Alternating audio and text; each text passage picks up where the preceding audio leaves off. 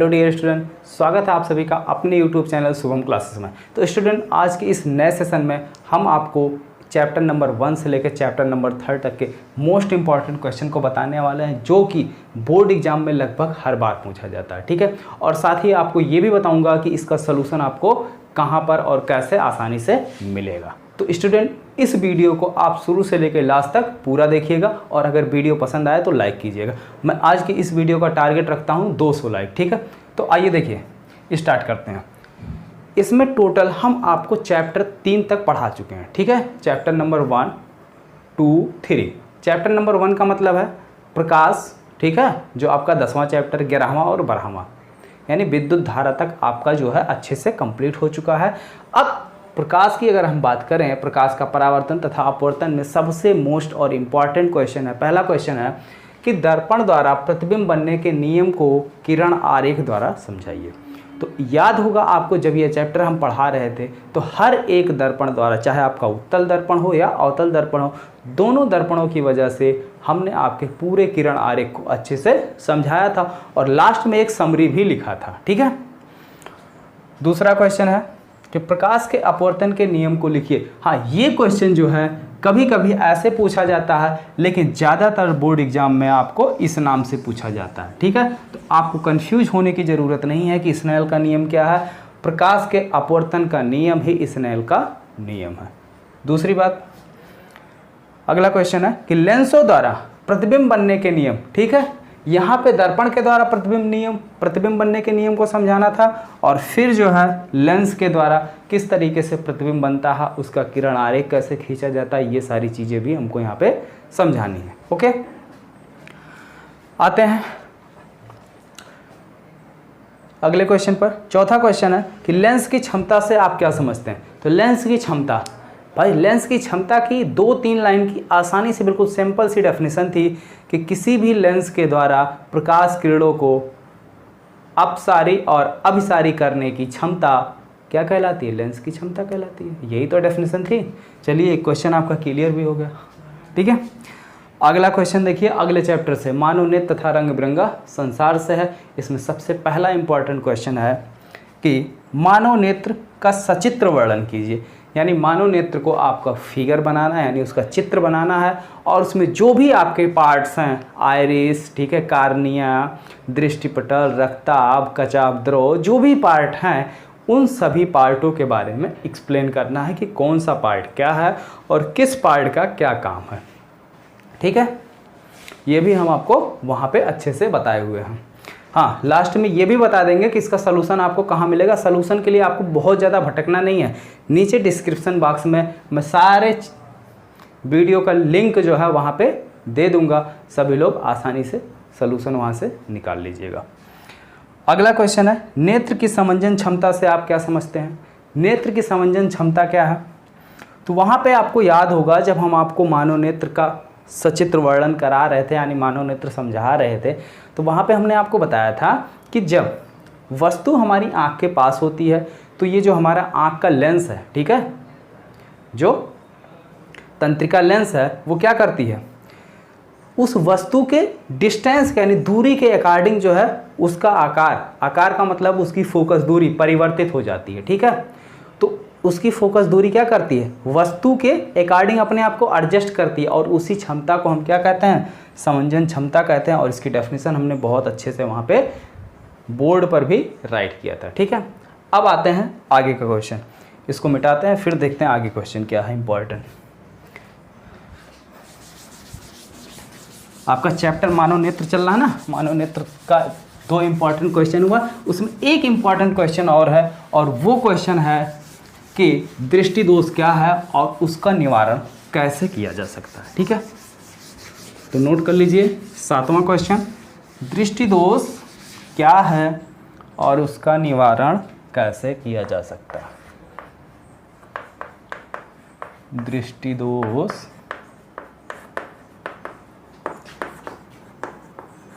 क्या है और उसका निवारण कैसे किया जा सकता है, कैसे किया जा सकता है। ठीक है। अगला क्वेश्चन है, अगला क्वेश्चन जो है आपके अगले चैप्टर यानी विद्युत धारा से है। तो चलिए पहले हम क्वेश्चन को राइट कर लेते हैं जिससे आपका समय बचेगा, ठीक है। ठीक है, तो क्वेश्चन राइट हो गया। अब देखिए यहाँ तक हो गया था। 8वां इंपॉर्टेंट क्वेश्चन है कि वैद्युत विभव और विभवांतर से आप क्या समझते हैं। वैद्युत विभव किसे कहते हैं और विभवांतर का क्या मतलब होता है, दोनों का डेफिनेशन आपको लिखना है, ठीक है। अगला है ओम के नियम को समझाइए। भैया इसको तो आपको कभी मिस ही नहीं करना है, बहुत ज़्यादा इंपॉर्टेंट क्वेश्चन है ओम का नियम, ठीक है। ओम का नियम अगर किसी को आ गया तो समझ लीजिए ओम का नियम और प्रतिरोधों का संयोजन, ये दो टॉपिक अगर आपने अच्छे से समझ लिया तो आपका जो चैप्टर नंबर 12, ठीक है, क्या है, विद्युत धारा, इसका जो है 50% आपने कवर कर लिया है, ठीक है। इसी दो पार्ट से अगर आप ओम का नियम और प्रतिरोधों का संयोजन ये दोनों चीज़ें अच्छे से समझ गए हैं तो आपने इस चैप्टर को समझ लीजिए 50% कवर कर लिया है। और जिसने भी अभी तक इस वीडियो को नहीं देखा है जिसमें हमने ओम के नियम को पढ़ाया है और प्रतिरोधों का संयोजन, वो जो है यहाँ आज की इस वीडियो में नीचे हम डिस्क्रिप्शन बॉक्स में लिंक दे देंगे, आप लोग वीडियो देख लीजिएगा, ठीक है। अगला क्वेश्चन है प्रतिरोधों का संयोजन, ठीक। और लास्ट क्वेश्चन है विद्युत शक्ति से आप क्या समझते हैं। तो विद्युत शक्ति के डेफिनेशन क्या होती है, कार्य करने की क्षमता या कार्य करने की दर को क्या कहते हैं, विद्युत शक्ति कहते हैं या पावर कहते हैं। इसकी फार्मूला होता है P=W/T, ठीक है, P=W/T। और आपको याद होगा कि न्यूमेरिकल करवाते समय हम बार बार इसके फार्मूले लिखते हैं। कितने फार्मूले आते हैं, BI=I²R और तीसरा क्या आता है, B²/R। ये इसके 3 फार्मूले आते हैं, ठीक है। तो ये जो है 11 क्वेश्चन आपके इन तीनों चैप्टर से मिलाकर इतने ज़्यादा इम्पॉर्टेंट हैं कि आपके इस 11 क्वेश्चन से बाहर जो है आपके बोर्ड एग्जाम में क्वेश्चन नहीं बनेगा, ठीक है। तो आप ये क्वेश्चन अच्छे से तैयार कर लीजिए। नीचे इस क्वेश्चन के सारे सॉल्यूशन के यानी सारे वीडियो के लिंक जो है हम डिस्क्रिप्शन बॉक्स में दे रहे हैं। ओके स्टूडेंट, तो चलिए कुछ न्यूमेरिकल सॉल्व कर लिया जाए, क्योंकि इस समय जो हम लोग चैप्टर नंबर 12 का न्यूमेरिकल कर रहे थे, कुछ न्यूमेरिकल हुआ था, कितना हो गया था, 11 क्वेश्चन हो गया था ना। तो उसके आगे देखिए क्वेश्चन नंबर 12 क्या है। क्वेश्चन नंबर 12 है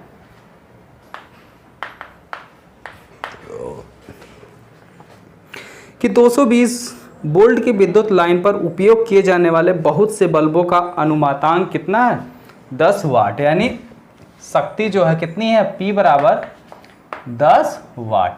और कितने वोल्ट से इसको कनेक्ट किया जाता है, विभव 220 वोल्ट। तो हर एक बल्ब का प्रतिरोध कितना हो जाएगा, प्रतिरोध R बराबर क्या हो जाएगा, क्या फार्मूला होता है, पावर। अभी नीचे जो है लास्ट हमने बताया क्या होता है, B²/R। तो यहाँ से R बराबर क्या हो जाएगा, B²/P, ठीक है।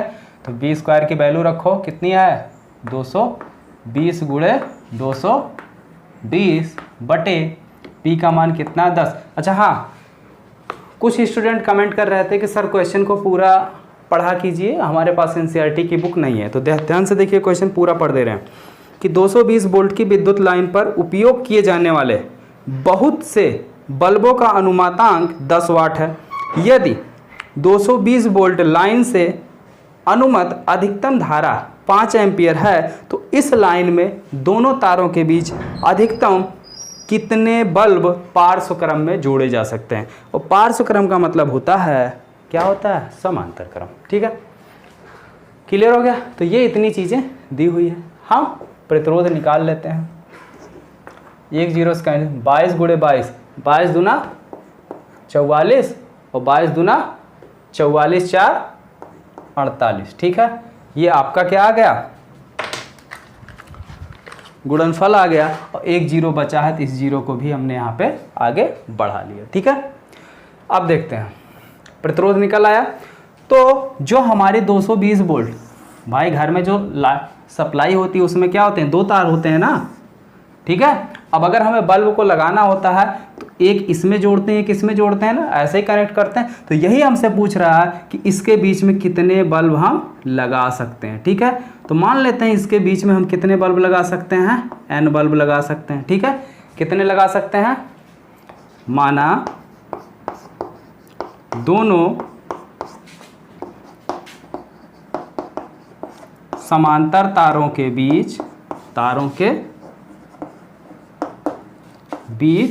n बल्ब लगाया जा सकता है, n बल्ब लगाया जा सकता है। ठीक, तो एक बल्ब का प्रतिरोध कितना है? 4840 ओम एक बल्ब का प्रतिरोध है। ठीक है, तो n बल्ब का प्रतिरोध कितना हो जाएगा?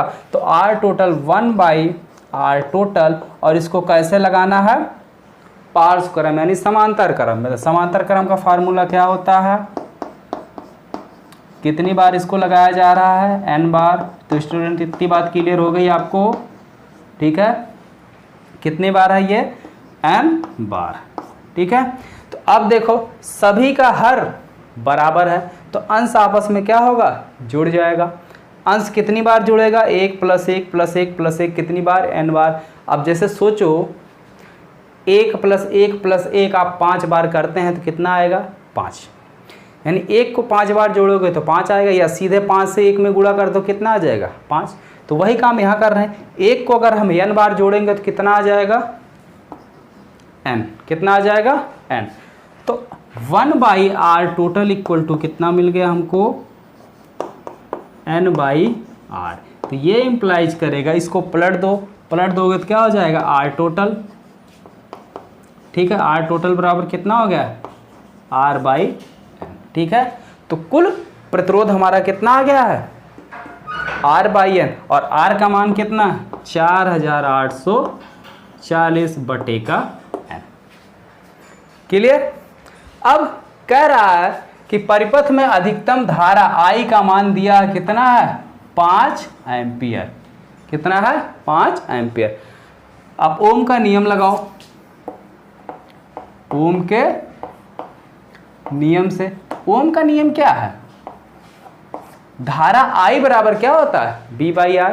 या अगर भूल गया है कि B का क्या फार्मूला होता है, I का क्या फार्मूला होता है, तो तुरंत हमने बताया वेन डायग्राम बनाओ। ठीक है, इसको ऐसे 3 पार्ट में डिवाइड करो। एक तरफ लिखो B, यहाँ पे I, यहाँ पे R। तो आपसे पूछ रहा I बराबर, तो I को ढक लो, बचा क्या? B/R। तो I बराबर क्या हो जाएगा? B/R। I का मान कितना है? 5 एम्पियर। B का मान कितना है? 220 वोल्ट। 220 बटे R का मान कितना है? 4840 बटे n। 4840 और बटे का n, 1 0 से 1 0 कट गया, और ये n कहाँ चला जाएगा? ऊपर चला जाएगा। ठीक है, तो 5 बराबर 22 और गुणे n चला गया ऊपर, बटे 484। ठीक है, अब 22 से 484 को अगर काटा जाए तो कितनी बार में जाएगा? देखो भाई, यही है ना, 22 गुणे n बटे 484। तो 22 × 22, 22 बाईसैया में होता है 484, क्योंकि क्या किया गया? 22 को 22 से गुणा किया गया, तब ना 484 आपको आया। और 1 0, तो यहाँ 0 है नहीं, तो सीधे सीधे कितना आ गया? 22। तो ठीक है, तो 5 बराबर आ गया n बटे 22। हमको मान किसका निकालना है? n का। तो n के नीचे ये भाग है, दूसरी साइड आएगा, गुणे में हो जाएगा। तो n बराबर कितना आ जाएगा? 5 गुणे 22। तो 5 को 22 से गुणा करोगे आएगा 110। तो n बराबर कितना आ गया? 110। तो क्या कर सकते हैं हम? 110 बल्ब जो है लगा सकते हैं। क्लियर? चलो अब देखते हैं अगला क्वेश्चन। Question number 13।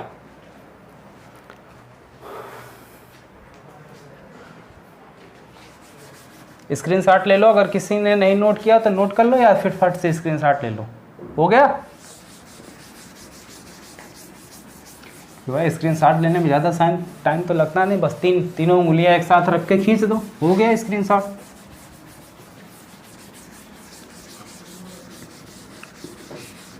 ये जो क्वेश्चन बता रहे हैं ये इस चैप्टर के सबसे ज़्यादा इम्पॉर्टेंट क्वेश्चन हैं। ठीक है, ये अलग टाइप ऐसे इम्पॉर्टेंट क्वेश्चन है जो आपसे एग्जाम में पूछे जा सकते हैं। और इससे ज़्यादा टफ क्वेश्चन कुछ और हो नहीं सकता। ठीक है, अगर पेपर आपका कैसा भी बने, जो भी क्वेश्चन हम आपका करवा रहे हैं, इससे बाहर आपका कोई भी क्वेश्चन नहीं आएगा। ठीक है, सारे क्वेश्चन आप अगर अच्छे से कर लेते हैं तो पूरा पेपर आप आसानी से कर जाओगे यार, कोई दिक्कत नहीं है।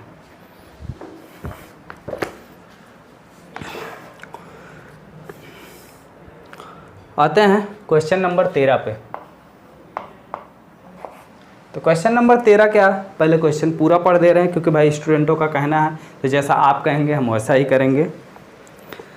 किसी विद्युत भट्टी की तप्त प्लेट दो प्रतिरोधक कुंडलियों ए तथा बी के बीच की बनी है। भाई विद्युत भट्टी में क्या किया गया है, दो प्लेटें लगाई गई हैं, दोनों में धारा प्रवाहित करते हैं तो वो गर्म होता है तो तप्त हो जाती है, यानी जब गर्म है तो उसके ऊपर विद्युत भट्टी का काम ही है क्या, गर्म करना। तो किसी विद्युत भट्टी की तप्त प्लेट दो प्रतिरोधक कुंडलियों ए तथा बी की बनी है, जिनमें प्रत्येक का प्रतिरोध जो है वो दिया है 24 ओम है, तथा इन्हें पृथक पृथक यानी अलग अलग श्रेणी क्रम में फिर पार्श्व क्रम में संयोजित किया जाता है। इनको अलग अलग पहले श्रेणी क्रम में जोड़ा जाता है, फिर जो है पार्श्व क्रम में जोड़ा जाता है। उपयोग किया जाता है। यदि भट्टी 220 वोल्ट स्रोत से संयोजित है तो तीनों प्रकरणों में प्रवाहित धाराएं क्या होंगी। ठीक है, तीनों कंडीशन में पहले तो नॉर्मली एक को जोड़ दिया जाता है। ठीक है, नॉर्मली क्या किया जाता है, एक को जोड़ दिया जाता है 24 ओम, फिर दोनों को एक साथ श्रेणी क्रम में जोड़ा जाता है, फिर दोनों को समांतर क्रम में जोड़ा जाता है। तो इस तीन टाइप हो गए ना, तो तीनों टाइप में पूछ रहा है कि प्रकरणों में प्रवाहित धाराएं क्या होगी। तीनों कंडीशन में हमको क्या निकालनी है, विद्युत धारा निकालनी है। तो देखो भाई, आपकी एक प्लेट ये है, तो प्लेट को जो हम प्रतिरोध से डिनोट कर लेते हैं क्योंकि ज़्यादा सही होगा। ये आपकी प्लेट ये है, ये जो है प्लेट बी है। इसका प्रतिरोध कितना है 24 ओम और इसका कितना है, इसका भी 24 ओम। ठीक है, इनको एक बार ऐसे अलग अलग किया गया। ठीक है, अलग अलग ही किया गया। तो इसमें अगर हम वोल्टेज अप्लाई करें कितना, बी बराबर 220 वोल्ट। ठीक है, तो ये पहला कंडीशन है। तो जब 220 वोल्ट की धारा प्रवाहित कर रहे हैं तो इसमें कितना करंट जाएगा, इस एक में वोल्टेज कितना है 220। तो आई बराबर क्या होता है बी बाई आर, अभी अभी बताया गया ओम का नियम। बी का मान कितना है 220 बटे आर का मान कितना है 24, काट दो 2 से कटेगा तो 12 दूनी 24 11। ठीक है, 110, फिर 2 से कटेगा 6 आ जाएगा 55।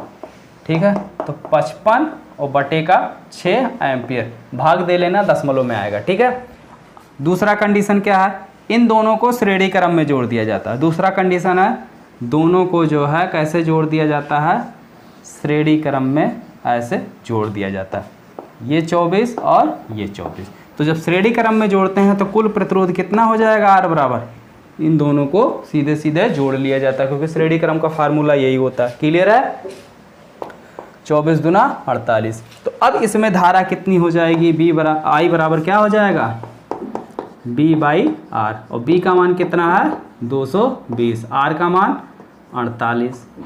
ठीक है, तो इसको जब काटोगे तो ये 55 बटे 12 आएगा। ठीक है, काट के देख लो भाई, 4 से काटो, 4 पंचे 20, 4 पंचे 20, 4 एक के 4, 4 दूनी 8, कितना आ गया 55 बटे 12 एम्पियर। ठीक है, तो श्रेणी क्रम में आ गया 55 बटे 12। अगला देखो,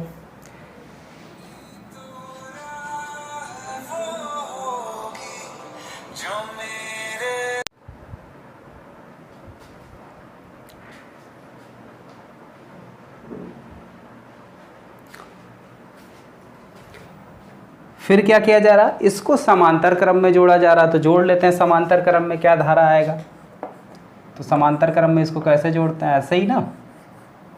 ठीक है, क्लियर है कि कोई डाउट है, कोई डाउट हो तो बिल्कुल कमेंट करो। ठीक है, तुरंत हम कमेंट रीड करते हैं। इस तरीके से जोड़ा गया है, इसको कितने से 220 वोल्ट से। ठीक है, अब इसमें प्रवाहित धारा पूछ रहा है। तो भैया सीधी सी बात है, जब हमने आपको बताया था समांतर क्रम संयोजन, तो उसमें बताया था कि जब समांतर क्रम में कोई भी चीज़ जोड़ा जाता है तो दोनों के सिरों के बीच वोल्टेज क्या होगा, समान होगा। दोनों के सिरों के बीच वोल्टेज क्या होगा, समान होगा ना। अलग अलग धारा तो पूछा नहीं है, तुल्य पूछा है, तो दोनों का क्या करो, ये 24 है, ये भी 24 है, तो दोनों का प्रतिरोध निकाल लो। तो ये समांतर क्रम में है। समांतर क्रम में तुल्य प्रतिरोध कितना होता है, अगर इसको हम R1 मान लें, इसको R2 मान लें, तो 1/R इजकल टू क्या होता है, 1/R1 प्लस 1/R2। यहाँ तक क्लियर है, कोई डाउट नहीं है। चलो 1/24 प्लस 1/24, ठीक। हर बराबर अंश आपस में जुड़ गया तो कितना आ गया, 2/24।